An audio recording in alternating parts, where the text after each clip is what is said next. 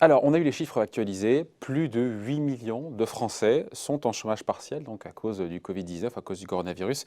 C'est plus d'un tiers des salariés du privé. Bonjour Mathieu. Bonjour David. Mathieu Plane, directeur adjoint du département d'analyse et prévision de l'OFCE. Alors, on sait que ça concerne 700 000 entreprises qui ont activé ce dispositif de chômage partiel. Et on a eu ce week-end le gouvernement qui donne le sentiment de vouloir taper un peu du poing sur la table en disant qu'il y aurait des contrôles qui auraient lieu pour vérifier qu'il n'y a pas d'abus sur l'utilisation donc de ce dispositif. Et là, on se dit, bon, quelle forme pourrait prendre ces abus? Et quand on creuse un peu, mais là, je vais vous laisser parler, apparemment, des salariés mis en chômage partiel auraient pu cumuler avec une forme de télétravail, ce qui s'apparente à de la fraude pour le ministère du Travail. Oui. Oui, mais Allô? oui, mais oui, il faut. Oui, pardon. Vous pouvez mieux que ça, non, monsieur. oui, C'est vrai que la question n'est pas claire. Non, mais la question, c'est ça oui, non, bien sûr. le classique, c'est on met quelqu'un en chômage partiel, en même temps, il bosse de chez lui en télétravail, c'est ça? Ça serait terrible. Dans ce cas-là, effectivement, on voit que c'est la principale, en fait, en gros, mesure budgétaire mise en place par le gouvernement. On voit qu'il y a d'autres mesures, hein, comme les reports de paiement d'impôts, de cotisations, mais qui sont juste des reports de dette fiscale, qui vont pas être annulés, a priori, sauf peut-être pour une mince partie des entreprises. Donc d'un point de vue budgétaire, le coût qui est vraiment pour le moment très élevé à court terme, c'est vraiment ces mesures de chômage partiel. Et on voit que les effets sont d'ailleurs très importants pour préserver l'emploi. Bruno Le Maire a parlé de 24 milliards d'euros pour 2 mois, donc c'est colossal. Et donc cette mesure-là... Avec pour objectif, je vous coupe, avec pour objectif d'éviter des licenciements massifs, même si le coût est colossal. 24 milliards sur 2 mois, c'est colossal, effectivement, mais c'est ça l'objectif. Bien sûr, c'est socialiser les salaires.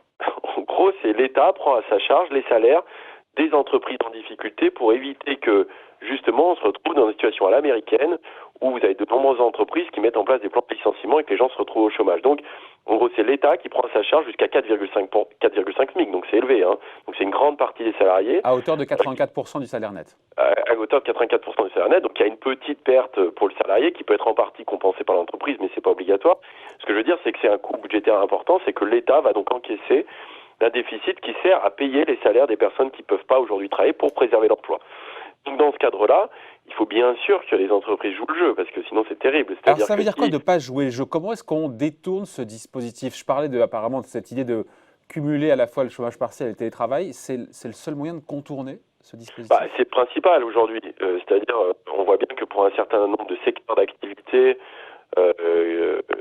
notamment qui ont la possibilité d'avoir du télétravail, si des entreprises demandent du chômage partiel et qu'elles l'ont, et que parallèlement certains salariés continuent à travailler en télétravail, ça pose un gros problème. C'est-à-dire que vous pouvez avoir une continuité d'activité, mais que vous déclarez que vous ne le faites pas, et donc vous bénéficiez à la fois du fait que vous pouvez avoir un paiement et des indemnités dans le cas de chômage partiel, en continuant votre activité. Donc on voit bien qu'en fait, vous n'êtes pas dans les règles du jeu. Donc ça poserait beaucoup de problèmes dans ce cas-là.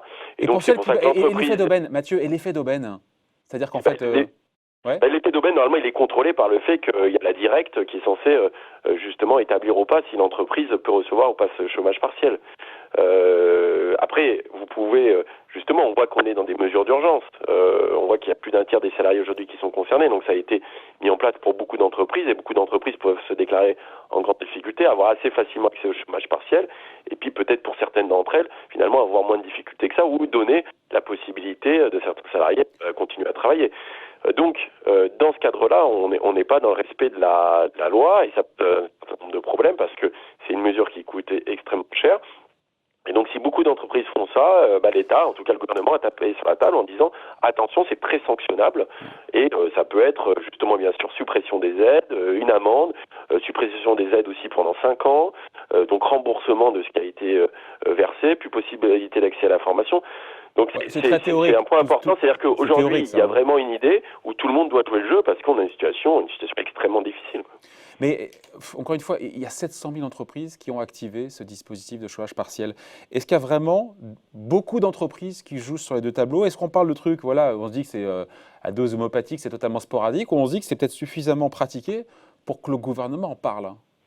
S'il en parle, c'est qu'il doit avoir quelques informations. Alors, c'est très difficile aujourd'hui, on navigue à vue un peu sur tout. La seule chose, c'est qu'on a déployé une mesure d'urgence extrêmement intéressante pour préserver l'emploi, extrêmement intéressante pour préserver les entreprises, et qu'aujourd'hui, voilà, il n'y a pas possibilité d'avoir beaucoup de contrôle sur ce qui a été fait. On voit qu'on a une grande, enfin voilà, quand vous avez plus d'un tiers des salariés qui sont concernés, ça représente beaucoup de monde, donc vous n'avez pas la possibilité de contrôler tout ce qui a été fait.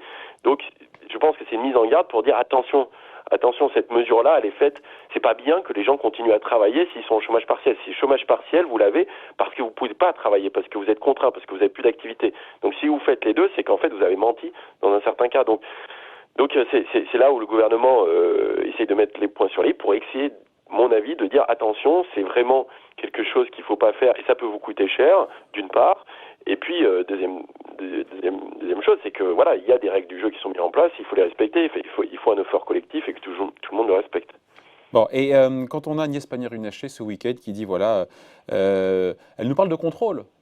Il y aura des contrôles aléatoires. On a envie d'avoir plus d'infos quand même là-dessus, non? C'est quoi ça? Oui, nous on n'en a pas spécialement. Bien sûr que c'est potentiellement il peut y avoir des contrôles, étant donné la situation qui est quand même très très délicate. On peut imaginer que si ces contrôles aboutissent et montrent qu'il y a des situations de fraude, on voit que les amendes peuvent être importantes, qu'il faudra déjà rembourser ce qui a été versé, plus des amendes, plus même des risques de prison, plus des aides d'État qui n'auraient plus lieu pendant 5 ans. Donc il faut faire attention, c'est-à-dire que les entreprises qui respecteraient pas les règles seraient quand même exposées à des contrôles et en tout cas à des sanctions qui sont pas des petites sanctions. Donc c'est là où le gouvernement prend vraiment les choses au sérieux et ne laisse pas faire les choses, sachant que il incite aussi les salariés ou les représentations syndicales à dénoncer des situations d'abus. Hein. Donc effectivement, il faut faire attention à tout ça. En tout cas, je pense que il va falloir être vigilant. Ça représente peut-être une très faible minorité, mais en tout cas, voilà, si le gouvernement en parle, c'est quand même que ça doit être un sujet en soi.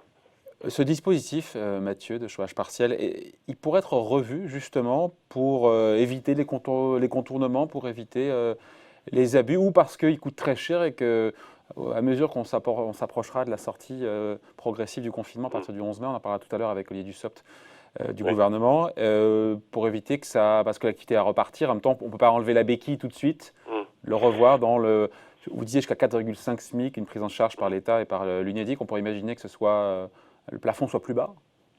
Je crois pas pour le moment. On est dans le traitement d'urgence et c'est pas le moment de recalibrer le dispositif, sinon on risque de perdre tout le monde. L'idée étant une fois de plus de socialiser en partie les pertes et notamment les salaires pour éviter des destructions d'emplois massives. Donc je crois pas. Je pense que juste il y a une façon de faciliter, si vous voulez, l'urgence qui fait que en quelques semaines, il y a la possibilité de débloquer quelque chose qui était inédit en termes de chômage partiel et du nombre de personnes qui peuvent en disposer, qui n'est pas forcément conjointe avec beaucoup de contrôle, avec effectivement, est-ce que vous avez ciblé correctement, est-ce que tout le monde joue les règles du jeu. Vous avez cette difficulté-là. À partir du moment où vous ouvrez les vannes, vous ouvrez les amortisseurs, et ce qui est très bien, mais il y a toujours, on peut toujours avoir des effets conjoints qui ne sont pas maîtrisés, et notamment le fait qu'il peut y avoir des fraudes. Il y a peut-être des gens ou des entreprises qui ne perdent pas tant d'activité que ça, ou qui pourraient travailler, qui en bénéficient. Donc, vous voyez, l'urgence fait aussi qu'il peut y avoir dans l'urgence des abus.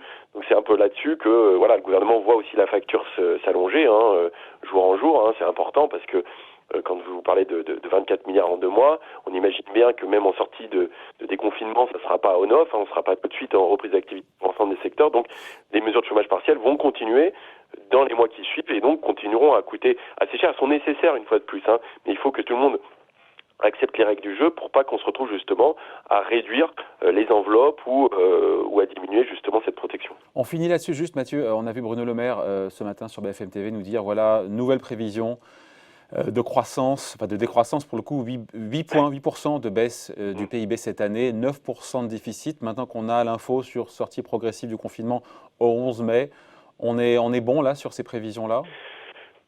On voit la vitesse avec laquelle réagit le Trésor, Bercy, sur ses prévisions. Donc moi je parlerais plutôt presque d'une prévision encore transitoire. C'est-à-dire qu'elle est dans la situation connue, actuelle, sur la base de, en gros, 2 mois de confinement et une sortie progressive avec ce qu'a annoncé le président de la République.